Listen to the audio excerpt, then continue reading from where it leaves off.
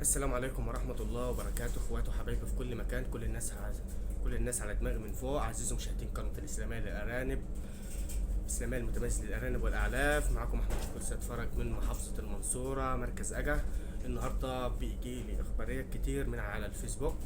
ناس كتير بتشتكي من قلة الأكل. طبعا احنا من قلة الأكل، الأم فصلت معاك أكل نوبة واحدة، طب هعمل إيه؟ هنسوي إيه؟ أنا بديلها فلان فلان.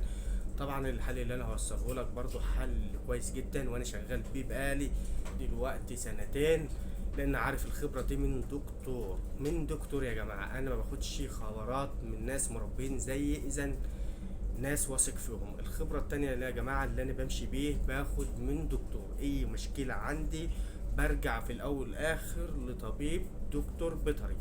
اول حاجه يا جماعه احنا بنمسك الام كويس، بنفحص ضرع الام كويس. نشوف ايه الام ليه بطلت اكل وايه الاسباب المشاكل اللي تخلي الام تبطل اكل معانا. اول حاجه بناخد الام نفحص. طبعا يا جماعه بنمسك الام، التهاب عرقوب، نشوف العرقوب. طبعا زي ما انتم شايفين كده الام ولا في دماغها مفيش التهاب عرقوب. بنيجي عند المناخير، طبعا مفيش جرب. عند ضوافر الرجلين مفيش جرب. بتيجي برضو عند مرحلة الأذن بتلاقيه تدمغ، طبعا مفيش تدمغ. طب هنعمل ايه وايه الحل؟ بعد كده ملقناش الحاجة ديت.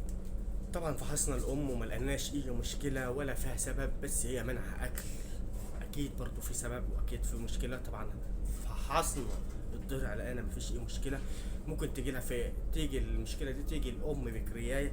دي بتبقى أكل، كانت اكل مش كويس، فالام بتبدا تتعب معاك. ممكن يجيلها كوسيديا، ممكن يجيلها اسهالات. فطبعا احنا بنخش بايه؟ اول ما بتمنع الاكل ومفيش، فحصنا الضلع كويس وفحصنا الام كويس من اولها لاخرها ومعرفناش ايه المشكله. اللي انا اقدر اقوله لك، والام لو عشار برضه هنقدر نخش لها ازاي لو الام مش عشار او عشار. هي بتتلك الحاجتين واحد. لو الام عشار بيبقى ليه حقن معينه. احنا هنخش باول حاجه دي يا جماعه، اللي هو ميتافوسفات، بتدي 3 سم في خلف الرقبه. او عايز تتعاطل مفيش اي مشكله. وبعد كده بتجيب سرنجه واحده، بتاخد سنتي مضاد حيوي. وبعد كده بتجيب حاجه اسمها سلف التيمادين يا جماعه. سلف التيمادين بسحب منه سنتي، الاتنين في سرنجه واحده، سنتي من ده عن سنتي من ده في سرنجه واحده. وارج كويس، اشيل السن ارج كويس واديه في البق للام، مره الصبح ومره اخر النهار. بس عليك انك تغير العلافه. ازاي اغير العلافه؟ بتيجي بتفضي، لو الام ما كلتش بتفضي العلف او ترميه. تمام، بتفضي العلف ترميه. وبعد كده تاخد العلافه تحرقها كويس، وتحرق مكان الام كويس، وتطهر المكان كويس بالبنادين برضو. وتقوم حاطط لها اكل جديد. بدل ما تحط لها 100 جرام، حط لها نص كوبايه صغيره كده لغايه ما تقوم تشد معاك. اول جرعه اول جرعه يا جماعه بالنسبه للاتنين دول، اول جرعه بتاخد تديلها الصبح او بالليل. بتتعيد الجرعه تاني يوم برضه.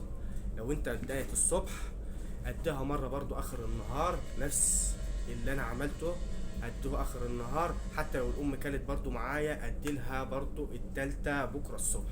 يبقى اصبح خدت منك 3 مرات من نفس الشيء. هي لو عشار والعشار اللي فيها تعبها طبعا هتسقط. العشار لو هو اللي تعبها هتسقط معاك ومش هتكمل في فترة الحمل. ويا ريت لو عجبك الفيديو ما تنساش تاخد لايك. لو انت اول مرة تشوفنا على القناة، فاول مرة تشوفنا على القناة يا ريت ما تنساش تاخد الاشتراك، فعل زر الجرس لو انت مهتم وحابب معانا في تربية الارانب. والسلام عليكم ورحمة الله وبركاته.